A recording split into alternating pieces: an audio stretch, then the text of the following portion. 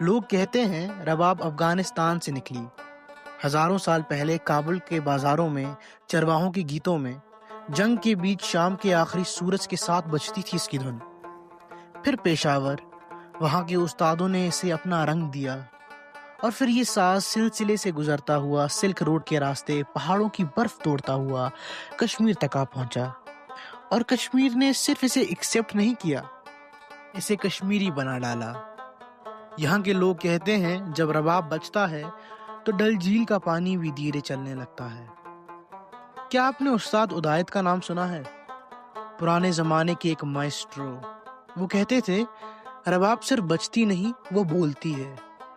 اگر تم اسے دھیان سے سنو تو تمہیں وہ اپنے سارے دکھ بتا دے گی۔ ادایت صرف محفظوں میں نہیں، گاؤں کے چوک، میلہ، شادیوں، ہٹے کا جلوس، ہر جگہ بجاتا تھا۔ ہر جگہ ایک ہی چیز ہوتی تھی، لوگوں کی چپی اور رباب کی کہانی۔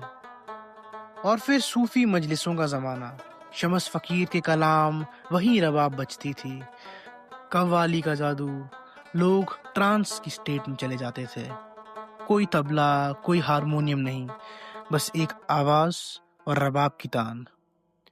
مشتاق احمد ڈار جیسے لوگ، تیسری نسل کے کاریگر، آج بھی ناربل میں بیٹھ کے اسے بناتے ہیں۔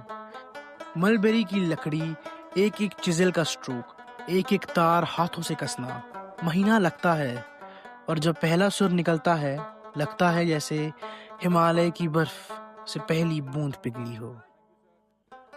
رباب نے کشمیر کے فوک گیت کو جان دی۔ چنار کے پتوں کی سرسراہٹ، چرواہوں کے گیت، محبوب کی جدائی اور اللہ کا ذکر، سب میں اس کی آواز گھل گئی۔ اب سوچئے ایک چھوٹا سا ساز اور پورا کلچر اس میں بند ہے۔ لیکن رباب صرف یہاں نہیں رکا، اس نے لاہور کے محفظوں میں اپنی ایک الگ جگہ بنائی، دلی کے اسٹوڈیوز میں فیوژن پروجیکٹس میں بجا، ایون یورپ۔ رباب اب جاز کے ساتھ، فلیمنکو گٹارز کے ساتھ، الیکٹرانک لوپس کے ساتھ مل کے بجتا ہے۔ پر جو کشمیر کے وادیوں کا سر ہے وہ کہیں اور نہیں ملتا۔ اور ہاں، رباب کے بجانے کا طریقہ بھی ایک کہانی ہے۔ پہلے تو بس زخم پلیکٹرم سے بجتا تھا، بیٹھ کے، سانس کو سینے سے لگا کے۔ آج کچھ لوگ باؤ سے بجاتے ہیں، جیسے وائلن۔ پرانے لوگ شاید اس پہ ناخوش ہوں، لیکن یہ چینج رباب کو ایک نئے زمانے میں لے گیا ہے۔ یہ صرف ایک انسٹرومنٹ نہیں، یہ ایک وٹنس ہے۔ دیکھا اس نے مذہبی سما، دیکھی اس نے جنگ، محبت، لوگوں کا بچھڑنا، شادیوں کی خوشی۔ ہر زمانے کا اپنا رباب پلیئر رہا، کوئی کھلی ہوا میں بجاتا، کوئی چھوٹے حجرے میں، کوئی ریڈیو کے مائک کے سامنے۔ اور آج بھی اگر آپ سری نگر کے کسی پرانے محلے میں صبح جلدی نکل جاؤ، کہیں سے آئے گی ایک دھیمی سی تان۔